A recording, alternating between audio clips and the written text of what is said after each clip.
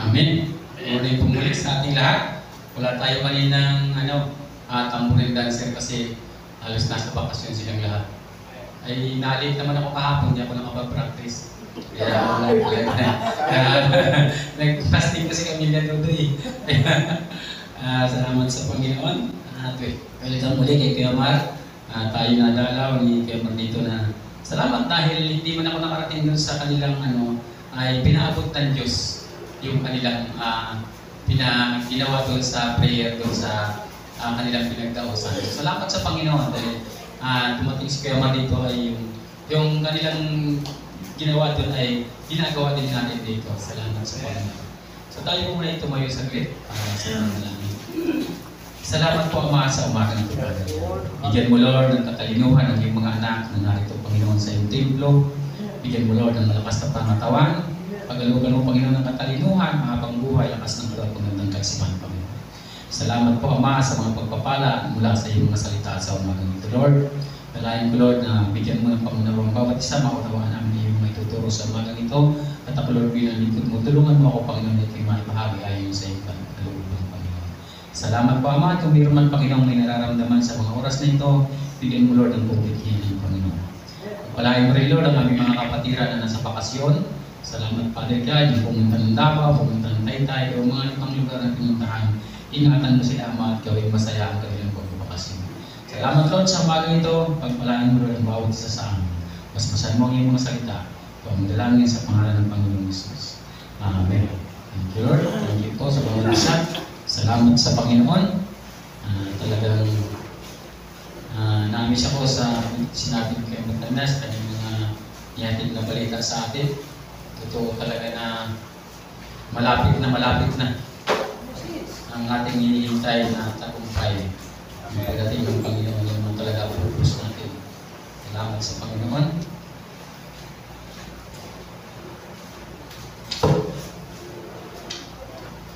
Ang ating pong pag-aaralan ngayong umaga ay ang pamagat po nito ay in God nothing is impossible. Walang imposible sa Panginoon. Salamat ng mga salita sa umaga nito. Talagang ang Diyos po nagbibigay ng tagumpay sa atin. Sabi nga Kuya Mar kanina, dapat tayo ay huwag nang magreklamo.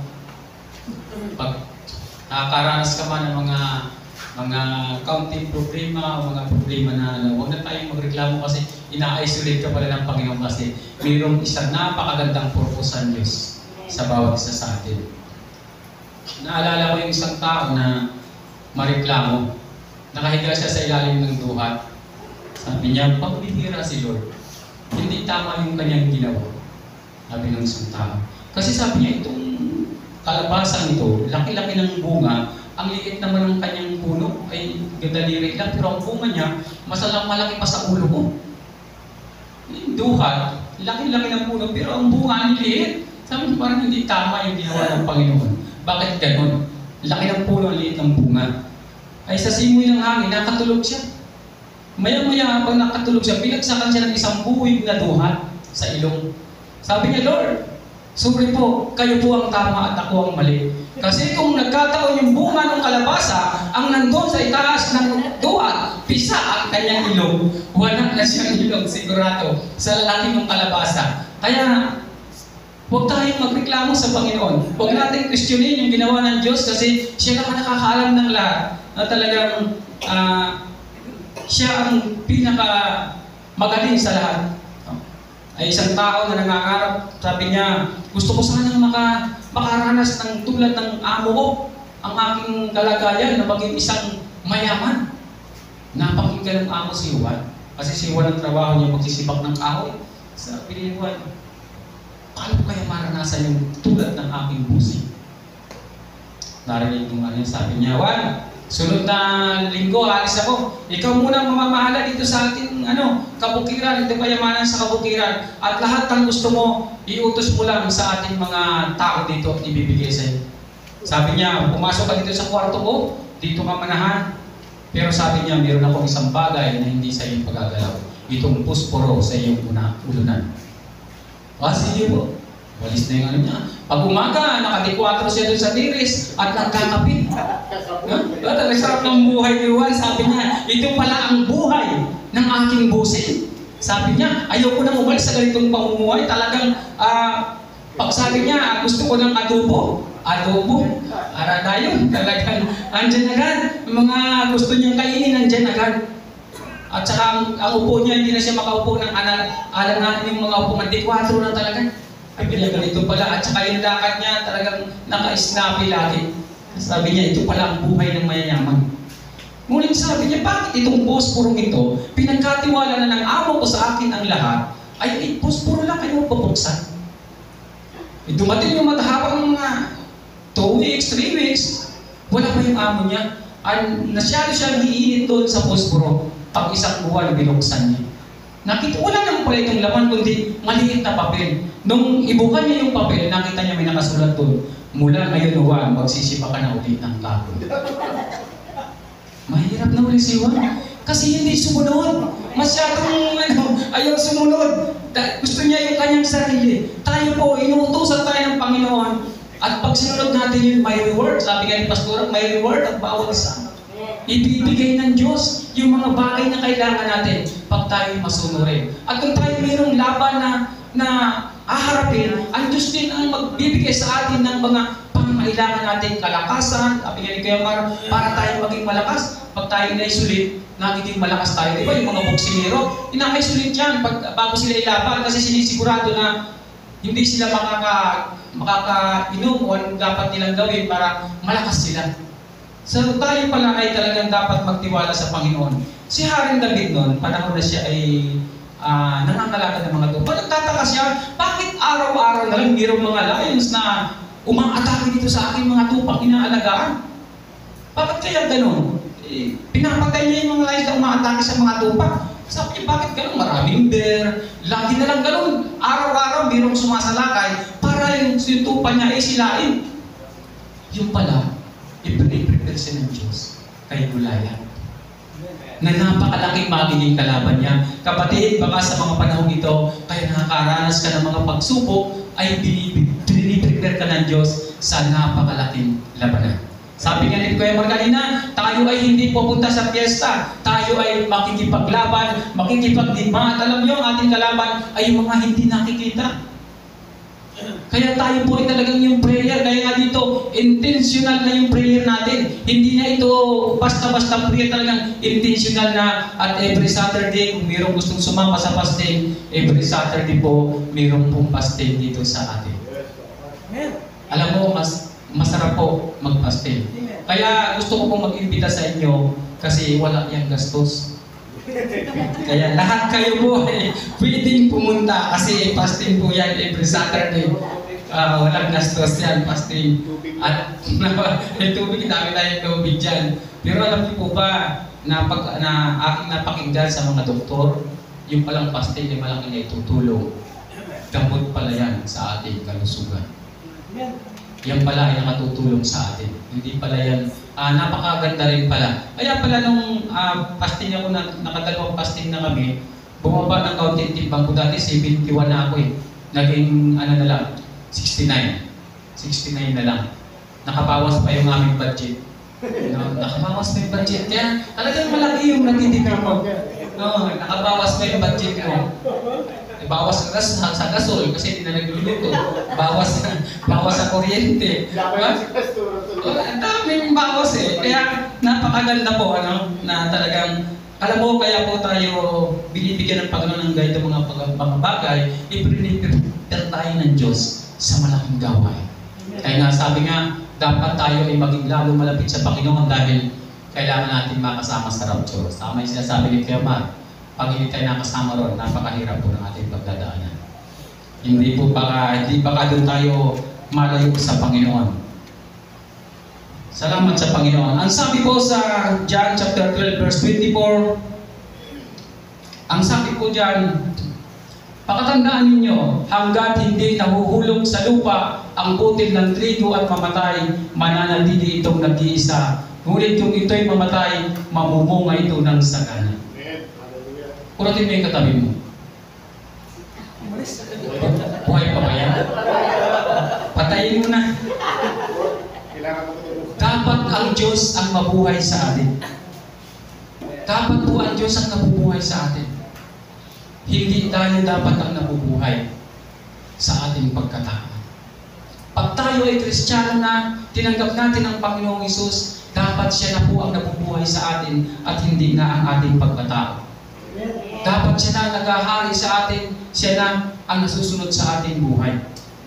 Salamat sa Panginoon dahil ang Panginoon pumili hindi ayon sa estado ng mundo. Hindi dahil sa standard ng mundo pumili ang Diyos. Alam mo kung sa standard ng mundo, napakahirap. Nung pinili tayo ng Diyos, hindi tinignan ng Diyos ang resume mo. Ikaw ba'y nakapagtapos ng pag-aaral? Ikaw ba'y valedictorian? Ikaw ba'y salutatorian? Napakataas pa ng grado mo? Ikaw ba'y pira sa bangko? Malaki bang asset mo? Hindi tinignan ng Diyos yung mga ganung bagay sa atin. Pinili ka ng Diyos, hindi dahil doon. Ang pagpili ng Diyos, yung mga tao na disqualified, unqualified, yun ang pinili ng Diyos. Kung minsan, yung mga itinakwil ng mundo, yung mga taong hindi pinahalagahan ng mundo, siya ang pinili ng Diyos. Hindi yung mga taong matatayo ang pinili ng Diyos, kundi yung mga tao na talagang, kung titignan mo ay talagang yung mga napakababa, yung mga underdog, yung mga undervalued, yung hindi masyadong pinahalagahan ng mundo. Nakatingin ng Diyos sa langit. Ito ang aking pipiliin, mga tao ito. Ito ang aking pipiliin.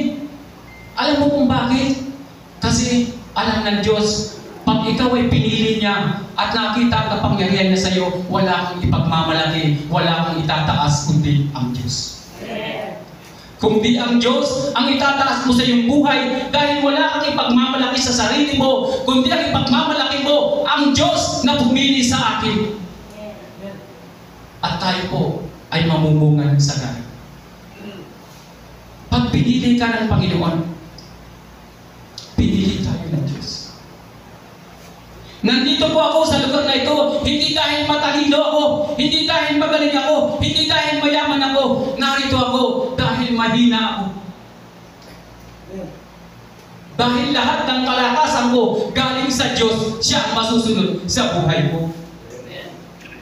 Hindi ko kaya ipagmalaki ang sarili ko dahil alam ko sa sarili ko mahina ako. Pero salamat sa Diyos dahil pinili niya ang mahihina para ipalapahiya ang malalakas.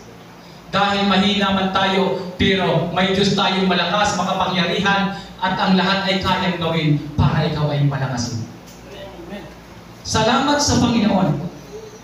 Dahil doon tayo ay lalakas at pag tayo ay namuhay sa buhay natin, ang Diyos ang siyang naghahari, namamatay tayo sa ating sarili at ang Diyos ang nabubuhay, ang mangyayari sa atin, tayo ay mamumunga ng sagana. Nakakita na ba kayo ng isang buto na itinanim? Hindi siya piling itanim kung hindi siya magiging buto. Kailangan muna siyang mamatay. At nang siya'y maitanim, pag siya'y nabuhay, siya ay mamumunga ng sagana. Mamumunga po ng sagana ang buto. Naalala ko tuloy yung tatay ko nung nagtanim ng ang mali. Pagtalikod niya, kinuha ng mga apo, kinain. Hindi namunga. Nakuha din. Kinuha. Sabi ng tatay ko, kaya hindi tumutubo yung yung pala. Yung tahan ng mga apo na alangan, yung kinugot. So, tayo po dapat, hindi na po tayo dapat ang nabubuhay sa ating sarili. Dapat po ang Diyos. Dapat po ang Diyos. Magpasalamat tayo, pinili tayo ng Panginoon na tayo ay may pagkakataon makapaglingkod sa Kanya. May pagkakataon tayong purihin siya, pasalamatan siya. Salamat sa Panginoon. Araw-araw ako nananalangin. Araw-araw akong dumudulong sa Panginoon. Na Lord, lahat ng mga taong kasama namin sa lugar na ito, Lord, ito po dapat ang mabuhay sa kanilang mga puso.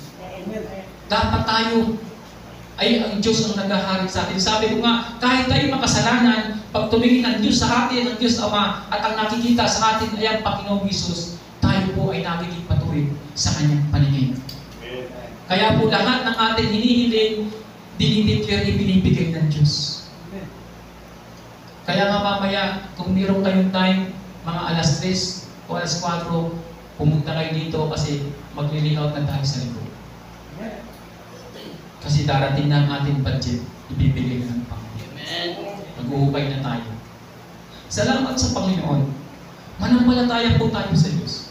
Tanggapin natin ang Panginoon bilang ating Panginoon talaga na yung 100% sa Kanya tayo magtitiwala.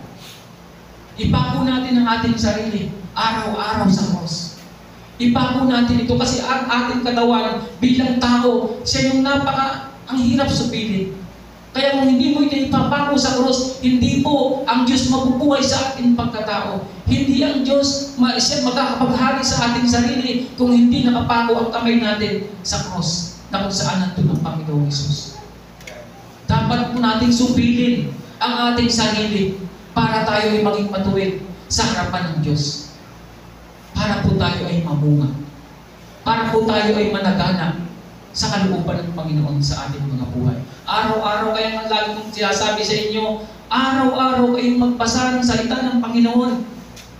Ang sabi nga sa salita ng Panginoon, sa Joshua, araw-gabi, dili-dilihin mo ang aking salita. Ang karamihan ay hindi na magbasa. Magbasa po tayo. Basahin natin ang salita ng Panginoon. Araw-gabi. Ang hinihiling ko lang palagi sa inyo, sa umaga kahit isang verse, para lang may vitamins yung ating spiritual na buhay bago tayo umalis sa ating tahanan. Manalangin tayo at least 5 minutes o 10 minutes, manalangin tayo bago ka bumangon. Pagtulog mo, magbasa ka ng isang verse. Pagtulog mo, manalangin ka kahit ilang minuto lang. At sa iyong tahanan, kung kaya mong i-gather ang iyong mga anak, ang iyong pamilya, manalangin kayo, lumuhod sa Panginoon. Lord, salamat Panginoon sa maghapon na binigay mo sa amin. Sa pag-iingat mo, Lord. Salamat, Lord, sa lahat-lahat. At ngayong gabi, Panginoon, sa inyo po namin inilalaga ang aming pagtulog, Panginoon. Ingatan mo kami, Lord, magising kami ng malakas at masigla ang aming mga katawan kasama ang aming buong pamilya. Araw-araw po tayo manalangin sa Panginoon, dumulog tayo sa Panginoon dahil ito yung mag-maintain ng kaligtasan sa ating buhay. Ito yung kailangan natin araw-araw. Dahil sa mundo ito, sabi ko nga, ang mundo po ay hindi po pabuti. Ang mundo po ay pasama ng pasama ang mundo. At napakaraming mga bagay na pwedeng mangyari sa mundo na hindi mo ikasasaya. Pero ang kasayahan natin ay mula sa Diyos at ito'y bumubukal, sabi sa kanyang salita, bumubukal sa ating mga puso ang buhay mula sa Panginoon. Sana po ang Diyos ang maghari sa ating mga buhay, sa ating mga puso.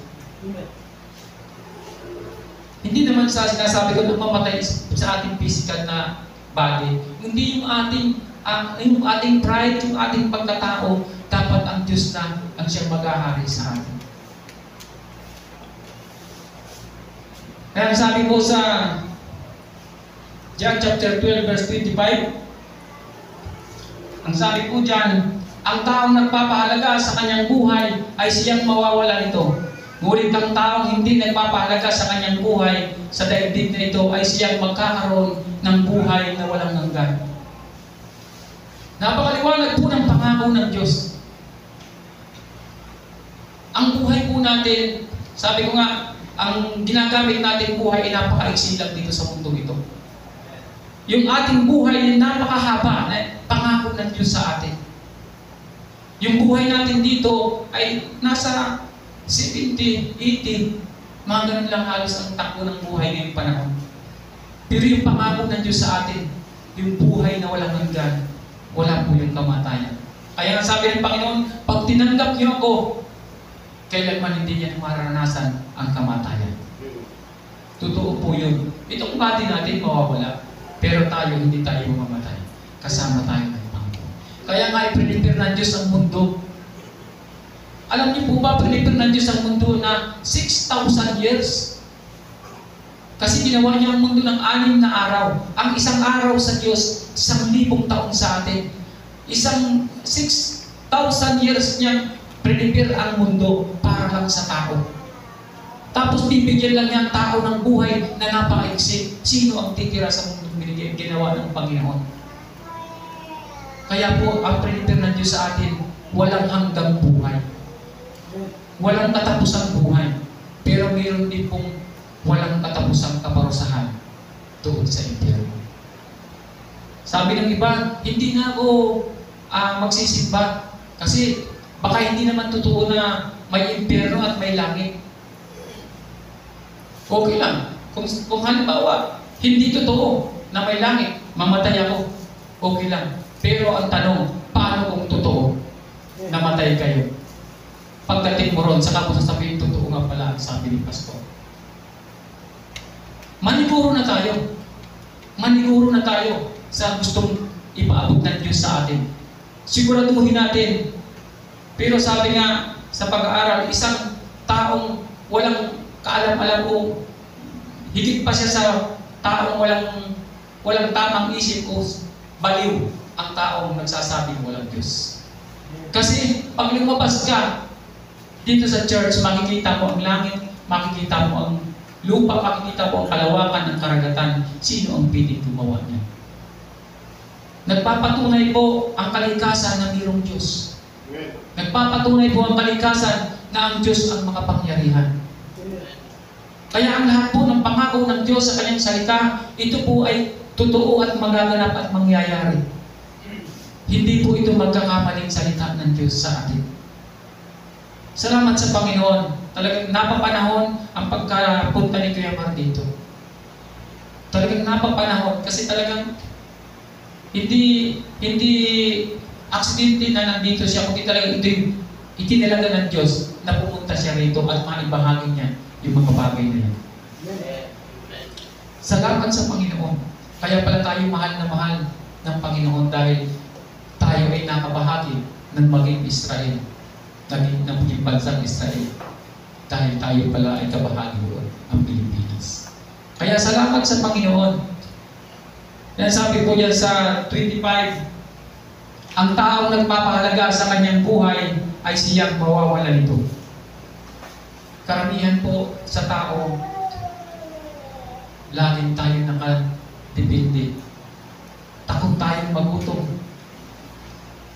Takot tayong maghirap. At ang biro kinatatakutan natin, takot tayong mamatay. At dyan tayo niluluko ng kaaway. Kasi dyan tayo takot. Ang kamatayan po ay hindi po kayang iwasan. Ang pagsilang ng tao ay piling iwasan. Kasi pwede kang hindi isilang, magagawa ng paraan. Pero yung kamatayan, hindi mo kayang gawa ng paraan. Talagang magdarating at darating sa bawat isa sa atin. Pero sabi nga ni Kuya Mar kanina, kung nasa Panginoon tayo, biyaya niya ng Diyos. Alam po ninyo, yung sinabi ni Kuya Mar, talagang saksi ako doon. Yung dumalaw ako doon sa hospital, na sige siyang suka ng dugo. Grabe. Paglabas ko, sabi ko, Lord, ikaw lang ang may kakayanan na pagalingin si Kuya Mar. Kasi kahit yung doktor niya, hindi na alam kung anong sakit niya. Salamat sa Panginoon. Kasi ang Panginoon ay magaling mag-opera. Naalala niyo si Adan, inopera ng Panginoon, pinatulog. Paglabas, mayroon na siyang asawa pag-isip.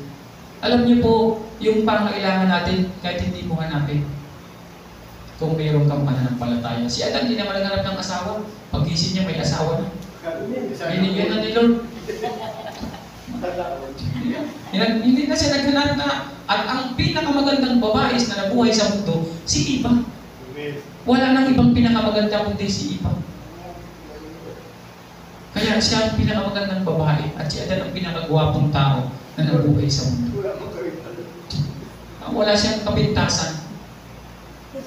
Perfect siya ang pagkagawa ng Diyos sa kanya. Kaya huwag tayo mag-alala kung ano yung mga pangailangan natin. Manampalataya tayo sa Panginoon kasi may wisdom naman ng Diyos. Bibigyan ka ng wisdom ng Panginoon. Ito ang gawin mo, anak. At pagpapalain ka niya. Gumawa ka lang ng daan ng blessing para sa iyo. Pagpapalain ka ng Diyos. Ibibigay ng Diyos yan. Kaya sabi niya sa ngunit ang taong hindi nagpapahalaga sa kanyang buhay sa daigdig na ito ay siyang magkakaroon ng buhay na walang hanggan. Ibig sabihin, pag ang Diyos ang naghahari sa puso natin, sa buhay natin, siya ang nasusunod, makakamit mo yung pangako ng Diyos. Pero pag ikaw pa rin ang nabubuhay sa sarili mo, pag ikaw ay may gustong ipagawa ang Diyos sa'yo, saglit ng Lord, busy ako ngayon. Malaki ang transaction ko. Saka ka na. Saka ka na, Lord. Hanggat hindi tayo namamatay sa ating pagkatao, sa ating sarili, at hindi nabubuhay ang Diyos, gagawa po tayo ng kamalian. Gagawa tayo ng hindi ayon sa kalooban ng Panginoon. Nagkakamali tayo, nagkakasala tayo, pero kung tayo ay nasa kalooban ng Diyos, igagay din ng Panginoon ang ating pamumuhay. Gagawin niya itong tama. Salamat po sa pagmamahal ng Diyos at sa pagpili ng Diyos na hindi batayan ng mundo. Hindi niya pinili ang tao na naglilingkod sa Kanya sa ayon sa mundo. Hindi walang resume. Hindi ka tatanungin kung ano ang natapos mo. Ano yung, naalala ko tuloy yung napanood yung pelikula. Labing Suto ata yun. Anong natapos mo? Hindi ba ako nakapag-aral? Ayan! Yan ang hinahanap namin. Dito ka. Yung pala. Ay, ikaw, ano po elementary lang ako? Oh, yan, pasok ka. May dumating na college. Hindi ka dito pili. Hindi ka pili. Hindi ko na panapanood yun. Nagulat niya ako, sabi ko, ibang klaseng na. Para kung titingnan mo, bakit ang Lord pinilit mga mangingista, mga magsasaka, yung mga taong hindi naman talaga, kung isipin bakit hindi pinili yung mga, dapat dito, nakatayo dito, dapat kung pamantayan niya ay sa mundo, dapat ang pinili ng Diyos ay yung mga attorney, mga galingan sila, yung mga judge, mga ano. Kasi pag sila ang pinili, marami agad taong lalapit. Hindi talaga pure ang kanilang puso. Kaya lang sila lumapit dahil kita nila yung tao. Ay, si attorney yan, kung magkakaso ako, tutulungan ako niya. Diyan ako sasama. Di ba? Ay, si doktor, pag ako nagkasakit, libre ako dyan. Ay, di wala man lang faith na mangyayari doon. Paano ka maliligtas? Kaya hindi pinili ng Diyos yung mga taong kilala.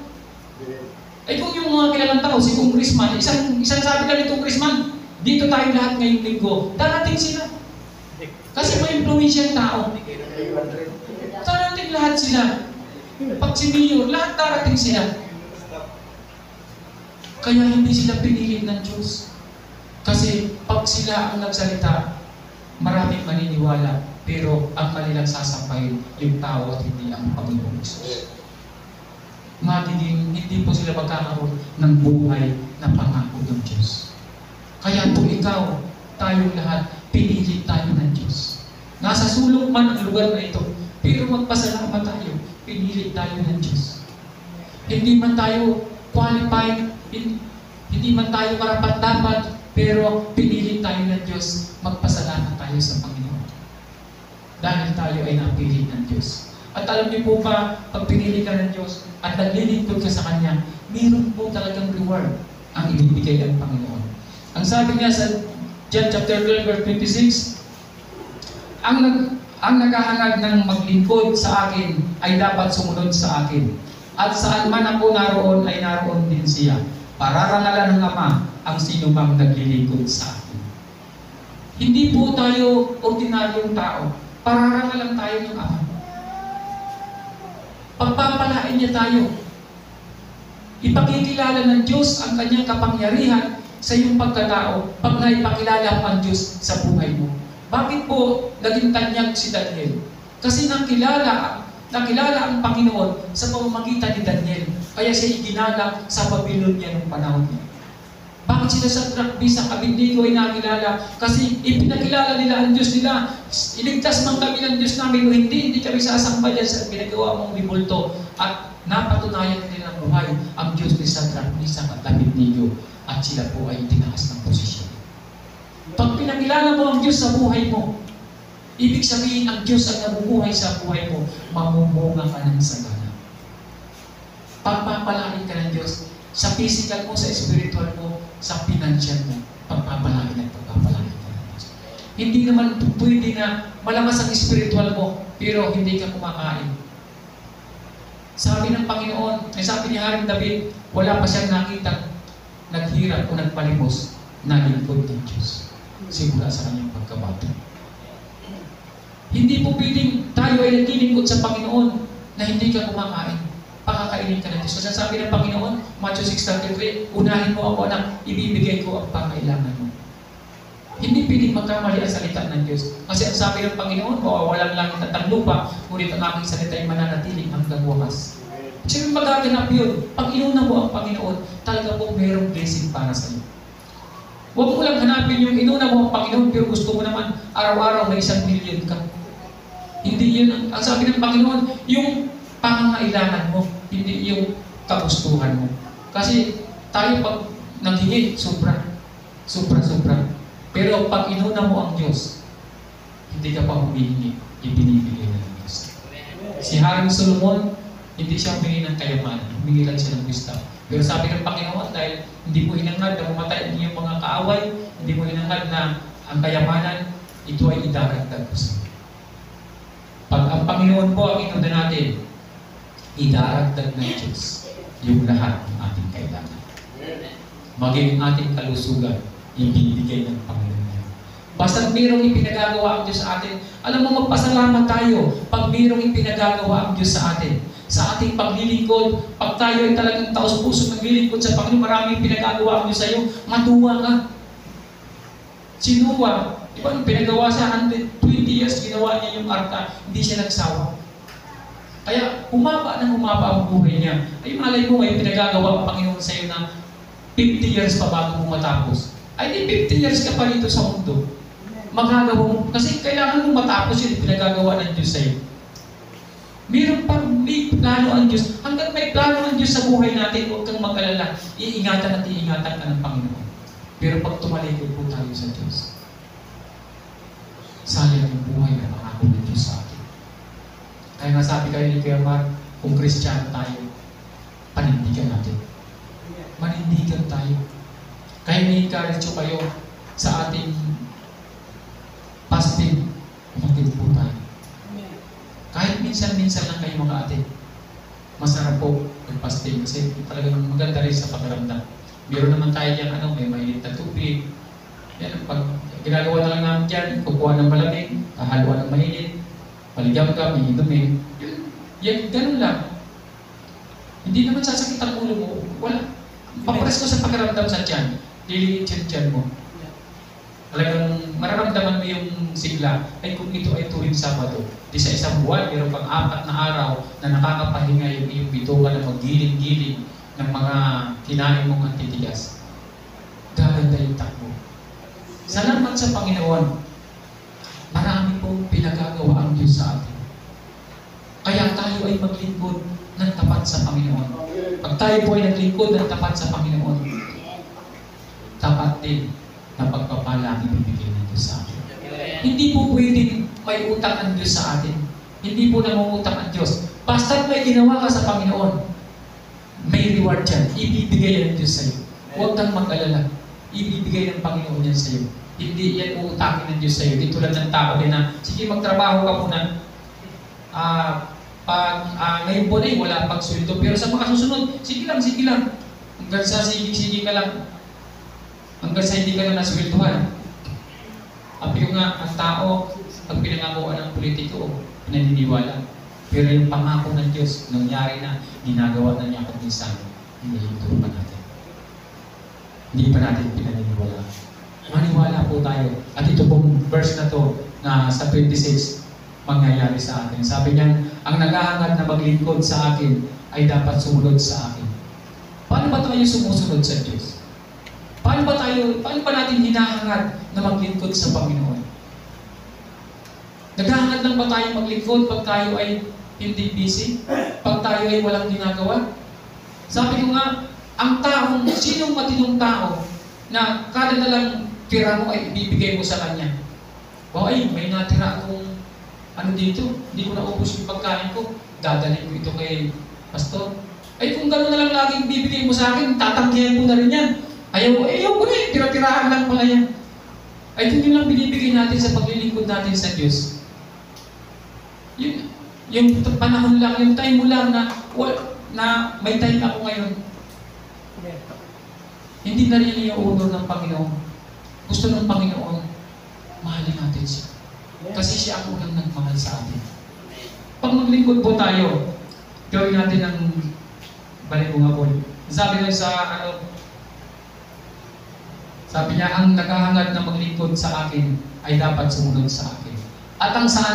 At saan man ako naroon ay naroon siya. Saan ba naroon ang Panginoon?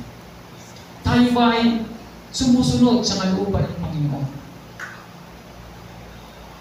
Salamat sa Panginoon na tayo po ay mayroong katawan na handa ang Panginoon na tayo ay patuloy.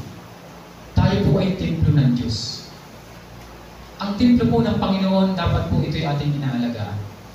At paano natin ito maaalagaan? Tayo po ay laging nananalangin. Tayo po ay laging gumagawa ng kabutihan at pumupunta tayo sa church para tayo ay iba yung sama-sama tayong nananalangin. Sama-sama tayong dumudulog sa Panginoon. Kasama po yan sa atin bilang Kristiyano. Sa buhay natin bilang Kristiyano, yung pagsunod sa Panginoon. At yung mga bagay na gusto mong malaman, ipapaunawa yan ng Diyos sa iyo. Basta araw-araw kang magbasa ng salita ng Panginoon.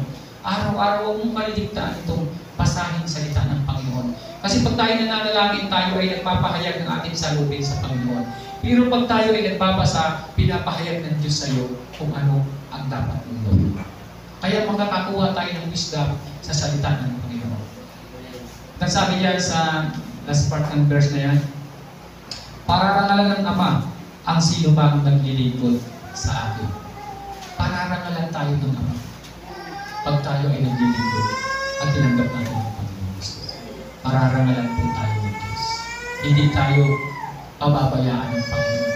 Pag pinarangalan ka ng Panginoon, yung lahat ng kailangan mo, ibibigay ng Diyos. Mayroon pong reward talaga lagi ang paglilingkod sa Panginoon. Wala pong imposible sa Diyos. Wala pong imposible sa Panginoon. Ang mga bagay po sa mundo na sa tingin natin ay imposible, pero pag sa Diyos po, hindi po ito magiging imposible. Kasama natin ang Panginoon. Huwag tayong mag-alala, huwag tayong matakot, sumunod sa Panginoon. Malapit na po ang pagdating ng Panginoon at pag ito'y naganap, tayo po ay magiging masaya. Kasi alam natin, tayo at ang ating buong pamilya kasama ng Panginoon. Salamat sa Panginoon. Alam ko, lahat tayo ay naghahangad na magkaroon ng buhay na walang hanggan. Sundin natin ang salita ng Panginoon. Ang lagi ko pong iniiwanan sa inyo, kada magtatapos ang aking mensahe, araw-araw po tayong magbasa ng salita ng Panginoon. Araw-araw po tayong manalangin, kahit hindi po gaanong mahaba. Araw-araw po tayong manalangin. Yan lagi ang ipinamamanig ko sa inyo. Manalangin kayo araw-araw, magbasa kayo araw-araw ng salita ng Panginoon. Payayabugin niya ang buhay ninyo bilang Kristiyano.